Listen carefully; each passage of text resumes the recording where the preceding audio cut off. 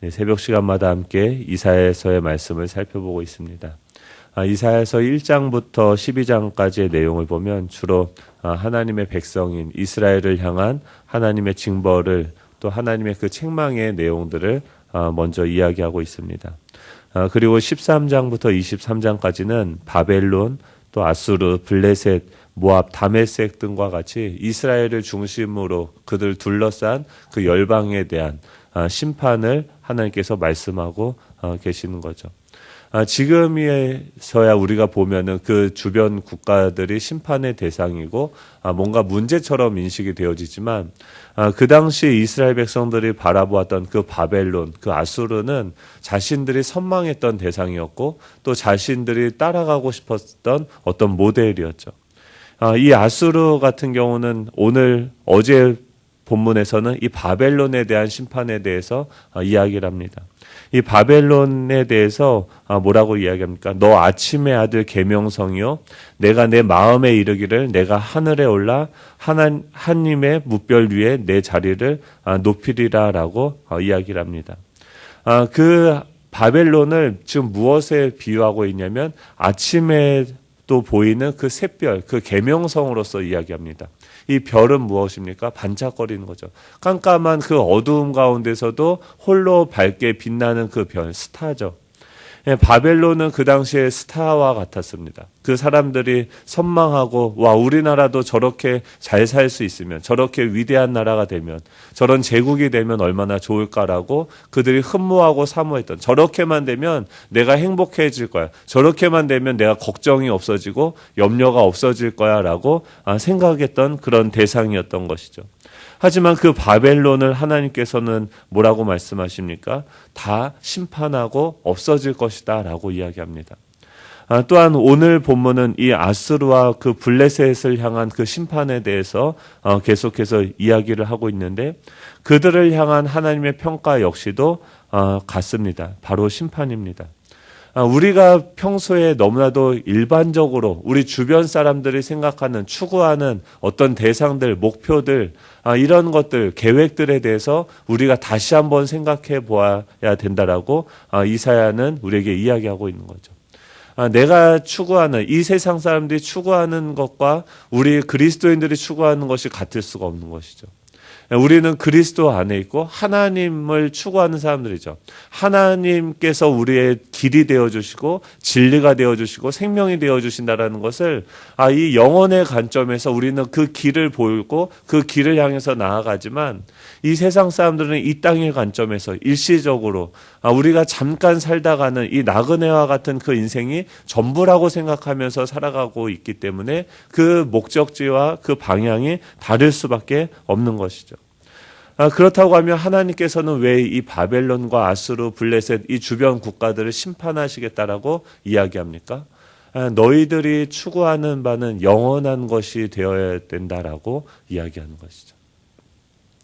오늘 24절입니다. 우리 한번 같이 읽어보도록 할까요? 24절이요. 시작.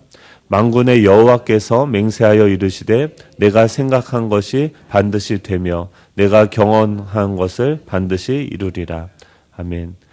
만군의 여호와로서 하나님이 자기를 계시하십니다. 만군의 여호와라는 것은 무엇입니까? 전쟁의 하나님이에요. 하나님은 무언가와 지금 싸우고 있고 또 그 하나님으로서 지금 자신, 군대의 하나님, 그 수많은 군사들의 그 하나님으로서, 전쟁의 하나님으로서 자신을 묘사하는 것이 무엇입니까? 만군의 여호와다라고 이야기합니다. 만군의 여호와께서 지금 맹세하여 이르시되라고 이야기하는데, 이 맹세한다라는 것은 뭐냐면 자신의 그 말, 자신이 이야기하는 그 언약에 자신을 묶는다라는 것이 바로 그 맹세라는 의미입니다. 이 전쟁의 하나님, 싸우시는 하나님께서 내가 분명히 이것에 대해서 이야기한다라고 이야기하시죠. 무엇을 이야기합니까? 내가 생각한 것이 반드시 되며 내가 경영한 것을 반드시 이루리라 라고 이야기합니다. 생각이나 경영이나 똑같은 그 하나님의 계획과 목적에 대해서 이야기를 하는 것이죠. 그 하나님의 생각과 계획을 반드시 되며 이루리라 라고 이야기하면서 놀랍지 않습니까? 하나님께서 어디서 이렇게 강력하게 자신의 의지를 표명하면서 반복하면서까지 말씀하고 계실까요? 지금 그 전쟁의 하나님, 나는 지금 이것과 싸우며 나는 이것을 경영할 것이며 반드시 이 일들을 이룰 것이다 라고 주님께서 강력하게 이야기한다라는 거죠. 그 내용이 무엇입니까? 25절인데요. 내가 아수르를 나의 땅에서 파하며 나의 산에서 그것을 짓밟으리니 그때 그의 명예가 이스라엘에게서 떠나고 그의 짐이 그들의 어깨에서 벗어질 것이다 라고 이야기합니다. 지금 하나님께서 그렇게 강력한 의지를 가지고 표명하시는 그 내용, 하나님께서 경영하시겠다 하는 그 내용이 무엇입니까? 바로 이 아수르를 나의 땅에서 파하며 나의 산에서 그것들을 짓밟을 것이다 라고 이야기하고 있는 것입니다. 이 아수르는 어떤 대상이냐면 지금 28절에 보면 아하스 왕이 등장하고 있지 않습니까? 그 아하스 왕이 이 블레셋과 북이스라엘이 연합해서 자신들을 공격하려고 하니까 지금 이 아수르에게 동맹을 요청을 합니다. 지금 자신의 주변에 눈앞에 있는 그 문제를 해결하기 위해서 저 멀리 있는 강력한 그 대상이었던 그 아수르에게 동맹을 요청하고 도움을 요청하게 되어져서 그 아수르가 내려와서 그 블레셋과 이스라엘을 침략하게 되어지는 거죠. 즉, 이 아수르는 무엇이냐면, 이 이스라엘 백성들이, 남유다 백성들이 자신의 눈앞에 있는 문제를 해결하기 위해서 자신이 도움을 요청했던 그 대상인 것이죠. 근데 이 아수르는요, 얼마나 대단했냐면, 나중에는 이스라엘을 깨우치기 위한 진노의 몽둥이라고 하나님께서 말씀하시죠. 몽둥이로 때렸다. 왜 그러냐면, 그들이 도움을 요청했는데, 나중에는 그 아수르가 북이스라엘과 블레셋을 괴롭히게 되어지고, 남유다까지도 침공하고 먹어 삼키게 되어지는 것이죠. 세상은 그렇죠. 우리가 뭔가 도움을 요청하지만 그것이 우리를 위해서 희생하는 방식이 아니라 우리를 삼키려고 하고 우리를 종노릇하게 하는 것이죠. 하나님 외에 무언가를 우리가 의지하고 그것을 위해서, 그것을 통해서 우리의 어떤 안정감을 누리려고 하지만 결국 그것 때문에 우리는 힘들어하고 좌절하고 절망하게 되어지고 결국 그의 노예가 되고 중독이 되어지는 것이죠. 이 아수르를 향한 하나님의 마음은 무엇입니까? 내가 반드시 그것을 나의 땅에서 파하며 나의 산에서 그것을 짓밟으리니라고 이야기합니다. 이 말을 어떻게 적용할까요? 우리 안에 하나님 외에 내 눈앞에 있는 현실을, 내 눈앞에 있는 그 문제를 해결하기 위해서 우리가 의지하는 그 대상들을 하나님께서 적으로 강력하게 그것들을 다 제거해 버리겠다라고 이야기를 하시는 거죠. 예를 들면 이 사도 바울이요, 하나님을 이제 눈을 뜨게 되고 하나님을 알게 되지 않았습니까? 그래서 이 사도 바울이 자신이 계획을 세워요. 자신은 유대인 중에 유대인이고 바리새인 중에 바리새인 아닙니까? 그래서 그 아시아로 가서 내가 이 예수 그리스도의 증인으로서 하나님의 그 복음을 전해야겠다라고 계획을 갖게 되어집니다. 그래서 그 아시아로 가서 복음을 전할 생각을 하고 자신의 그 아들과 같은 그 디모데에게 할례를 행합니다. 그는 부모님이 한 분은 유대인이고 한 분은 그 이방인이었던 거죠. 그래서 할례를 행하지 않았기 때문에 그에게 할례를 행한다라는 것은 무엇입니까? 자신이 그 유대인들에게 복음을 전하기 위한 준비를 하는 것이죠. 그런데 하나님께서요, 지금 이 아브라함은 뭘 의지하는 거예요? 자신이 이 복음을 전하기 위해서 자신이 그동안 교육받았고 준비되어졌던 모든 그 과정들, 바리새인 중에 바리새인이고 내가 율법의 전문가고 내가 이 정도로 안다라고 하는 그것을 가지고서 이 복음을 전하려고 하는데 하나님께서 어떻게 합니까? 그의 길을 막으시죠. 그게 무엇입니까?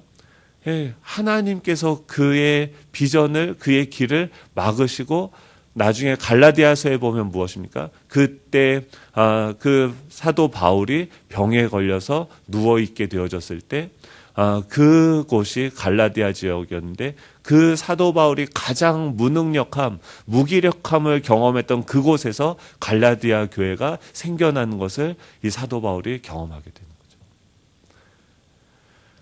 생각해 보십시오. 우리가 경험한 게 있어요. 우리가 알고 있는 것들이 있습니다. 그런데 그것이 얼마나 크겠습니까? 그 과거에 경험했던 그 경험이 미래에 통용되리라는 그 보장이 어디 있습니까? 근데 우리는 그것을 믿고 의지하면서 우리 미래에 대해서 계획하고 그림을 그리게 되어진 거죠.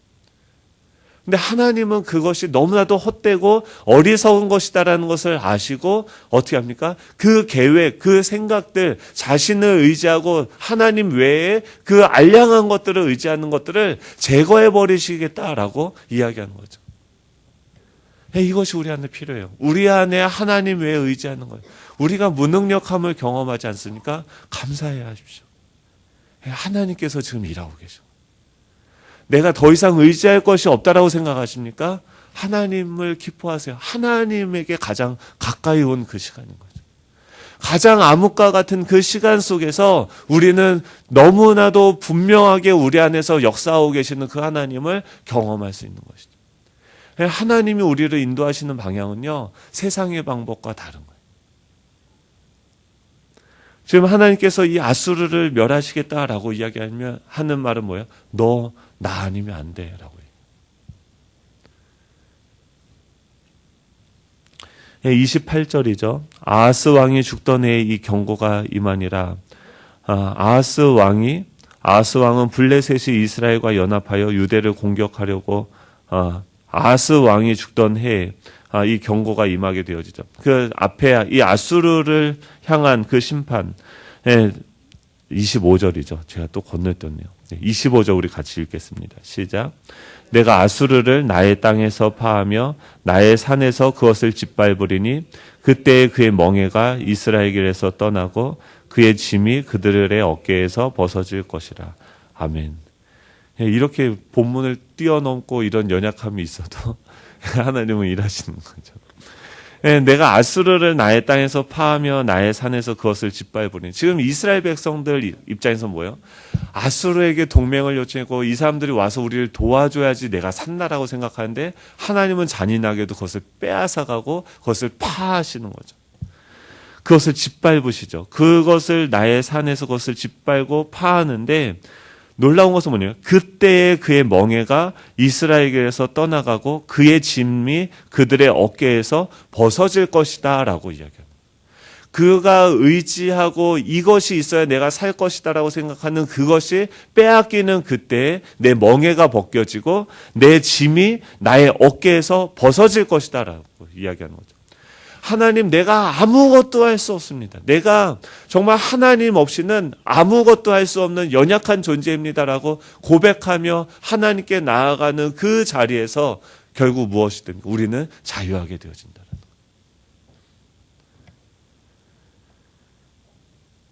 거예요. 하나님은요, 우리를 망하게 하려고 하는 것이 아니라 우리가 의지하는 것들을 다 빼앗아서 없애버리려고 하는 것이 아니라 하나님 자신을 알게 하고 하나님 자신을 우리에게 주고 싶어 하시는 것이죠. 우리의 멍에는 무엇입니까? 내가 대안이 되려고 하는 거죠. 내가 해결책이 되려고 하는 거죠. 내가 이 문제를, 내가 없으면 이 가정이 안 돼. 내가 없으면 이 자녀들이 안 돼. 내가 없으면 이 문제들, 이 손자, 손녀들까지도 내가 다 짊어지려고 하는 그 멍에를 하나님께서 벗어나게 하는 거예요. 그리고 어떻게 합니까? 그들을 신뢰하게 하고 하나님을 신뢰하는 방식으로서 그 상황들을 살아갈 수 있도록 하시는 것이죠. 그것이 하나님의 계획인 거죠. 이것이 온 세계를 향한 정한 경영이며 이것이 열방을 향하여 편손이라고 하셨으니 만군의 여호와께서 경영하셨은즉 누가 능히 그것을 패하며 그의 손을 펼쳤은즉 누가 능히 그것을 돌이키랴라고 이야기합니다. 한번 생각해 보세요. 하나님이 그것을 다 없애기로 약속하셨고 그것에 자신을 언약을 하시면서 맹세를 하시면서 내가 그것과 싸우겠다라고 해요. 우리는 어떻게 해야 됩니까? 항복해야 돼요. 간단해요. 항복해야 돼요. 어제도 계속 이제 신방을 하다 보면 여러 가지 그 가정들마다 문제들이 있지 않습니까? 그걸 듣고 또 이야기 나누고 하다 보면 어느샌가 제가 해결책이 되려고 하고 대안이 되려고 하는 마음들이 생겨나요. 그래서 저도 모르게 그것이 멍해가 되어져서 눌리고 지치고 무기력하고 힘든 거죠. 그래서 내가 목회를 할 수 있을까? 어제 오후에는 막 그런 생각이 드는 거예요. 내가 계속 이 목회를 할 수 있을까? 진짜 교만한 생각이죠. 누가 저보라 그걸 해결하라고 그랬어요. 근데 그런 자꾸 대안이 되고 해결책이 되려고 하는 그런 교만이 내 안에서 자꾸 드러나는 거예요. 그러면서 그것이 저의 멍해가 되어지고 어제 오후 저녁 근데 저녁엔 또 뭐예요? 기도회를 인도해야 되는데 너무 힘이 드는 거예요. 그래서 막 그러고 있는데 기도하다 보니까 또 착각이었구나. 이 말씀 이제 오늘 전하기 위해서 이제 말씀을 묵상하는 자리로 다시 또 들어가는 거죠. 근데 들어가다 보니까 결국 또 내가 해결책이 되려고 하고 내가 대안이 되려고 했구나라는 생각이 드는 거죠. 그러면서 뭘 합니까? 하나님께 기도하는 거죠. 우리가 성전인 거죠. 하나님을 모시는 곳이죠. 그 성전은 무엇입니까? 만민이 기도하는 곳이죠. 블레셋도 마찬가지입니다. 블레셋도 하나님께서요. 블레셋은 무엇입니까? 이 바벨론이 일진이었다고 하면 이 아수르는 그 일진과 대항하는 또 어떤 세력이었다고 하면 이 블레셋은 그 중에서 좀 양아치와 같은 사람들이죠. 막 이렇게 깝죽대면서 막 이렇게 하는 그런 사람들 아닙니까?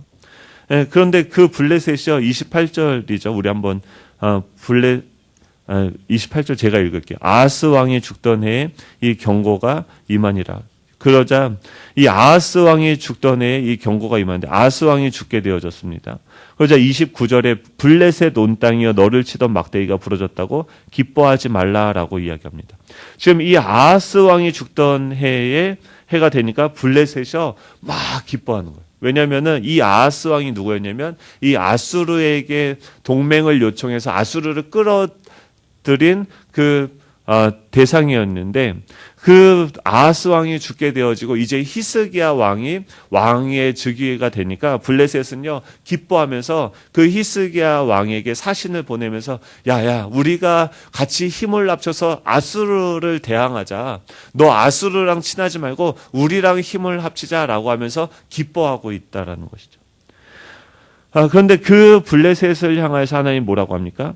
너를 치던 막대기 무엇입니까? 아수르가 무너졌다고 부러졌다고 기뻐하지 말라. 뱀의 뿌리에서는 독사가 나겠고 그의 열매는 날마다 날아다니는 불뱀이 되리라. 가난한 자의 장자는 먹겠고 궁핍한 자는 평안히 누우려니와 내가 내 뿌리를 기근으로 죽일 것이며 내게 남은 자는 사륙을 당하리라. 성문이여 슬피 울지어다. 성읍이여 부르짖을지어다. 너 블레셋이여 다 소멸되리로다. 대저 연기가 북방에서 오는데 그 대열에서 벗어날 자가 없느니라 라고 이야기하죠. 이 블레셋은 지금 자신의 그 포악함, 자신의 죄에 대해서는 전혀 깨닫지도 못하고 자신을 괴롭혔던 그 대상이 사라지는 것으로 인해서 기뻐하고 있는 것이죠. 하나님께서는요, 어떻게 합니까? 그 블레셋조차도 내 주변에, 우리 주변에도 우리를 계속해서 끊임없이 괴롭게 하는 사람들이 있지 않습니까? 하나님께서요, 그 사람들을 뭐예요? 막대기로 사용하시는 거죠. 블레셋은 회초리 정도 되는 거죠. 그 사람들이 왔을 때 우리는 어떻게 됩니까? 무조건 하나님께 잘못했다고 하면서 하나님께 매달리면 되는 거예요. 그 사람들은 이 아수르는 저 하나님은 왜 저렇게 악한 사람들 그냥 내버려 두시는가? 왜 저 블레셋같이 꼴불견인 사람을 하나님 내버려 두시는가? 그 사람들을 우리가 슬퍼할 필요 없는 거죠. 그 사람들로 인해서 우리가 힘들어할 필요 없는 거죠. 그 사람들은 오히려 불쌍한 사람들이에요. 하나님의 그 심판의 몽둥이로 지금 쓰임을 받고는 있지만 결국 어떻게 됩니까? 하나님께 심판을 받고 예수님을 믿지 아니하면 지옥으로 끌려갈 것이죠. 그것을 우리가 부러워합니까? 그것을 우리가 어떻게 생각해야 됩니까? 불쌍히 여기고 안타깝게 생각해야 되는 것이죠. 마지막 32절이죠. 우리 같이 읽겠습니다. 시작. 그 나라 사신들에게 어떻게 대답하겠느냐? 여호와께서 시온을 세우셨으니 그의 백성의 공고한 자들이 그 안에서 피난하리라 할 것이니라. 아멘. 그 나라 사신들은 무엇입니까? 이 블레셋인 거죠. 블레셋이 아마 그 히스기야 왕에게 사신들을 보냈다라는 거죠. 축하 사절잔으로 히스기야의 즉위를 기뻐하면서 예루살렘에 와서 우리가 반아수르 동맹을 만들자라고 이야기합니다. 그렇다고 하면 그 말은 뭐예요? 또 우리가 대안이 되려고 하는 것, 그것을 우리가 제거하게 되어졌을 때 또 뭐가 우리에게 찾아옵니까? 다른 대안들이 또 찾아와요. 다른 방법들을 또 의지하라고 오는 거죠. 또 블레셋이 사신을 보내는 것이죠. 그때 우리는 뭐라고 대답해야 됩니까? 여호와께서 시온을 세우셨으니 그의 백성의 공고한 자들이 그 안에서 피난하리라 할 것이니라 라고 이야기합니다. 이사야에서는 뭐라고 분명하게 전해라고 이야기합니까? 우리가 같이 동맹을 맺자, 우리가 대안이 되자, 해결책이 되자라고 이야기하는 그 사람들에게 단호하게 이렇게 얘기하라는 거예요. 우리의 운명은 여호와의 손에 달려있지 동맹 여부에 달려있는 것이 아닙니다. 라고. 우리의 운명이 어디에 달려 있습니까? 여호와의 손에 달려 있습니다. 주님은 이미 우리에게 우리의 미래를 이미 준비해 놓으셨고 그 길로 인도하고 계십니다. 그 주님이 우리의 대안이시고 우리의 해결책이세요. 다른 어떤 방법이 없어요. 내가 생각하는 이런 방법들도요, 다 내려놓으세요. 내가 무기력하고 무능력해 보이는 그 길로 주님께서는 인도하셔서 만군의 여호와이신 하나님 자신을 우리에게 보게 하시는 거예요. 이사야가 그 성전에서 경험하였던 그 하나님의 위대함을 우리는 우리의 대안이라는 그 가림막에 걸쳐서 그 하나님을 보지 못하는 것이죠. 오늘 하루도 우리 안에 공고한 자들 무엇입니까? 그 당시에는 땅이 없는 자들이었어요. 무능력한 자들, 피곤하고 지치고 더 이상 어찌할 바를 알 수 없는 그 인생들, 어떻게 해야 됩니까? 여호와의 날개 그늘 아래 피해야 됩니다. 우리들은 약하나 예수 권세만 도다. 날 사랑하신, 우리 찬양하지 않습니까? 날 사랑하신, 성경에 써있다며요. 그쵸? 예. 우리가 약하지만 예수 권세가 많습니다. 주님 우리를 사랑하십니다. 예, 우리 무능력함으로 인해서 두려워하고 실망하는 것이 아니라 기뻐하는 거죠. 예, 우리 아버지가 우리의 권세가 되십니다. 우리 아버지가 우리의 피난처가 되십니다. 여호와가 우리의 힘이십니다. 그 하나님을 의지하고 주님께 기도할 때 하나님께서 일하실 것입니다. 홍해를 가르시는 그 하나님, 만군의 여호와가 우리와 함께 하심을 경험하는 오늘 한 날 되시길 간절히 소망합니다. 기도합니다. 하나님 감사합니다. 부족한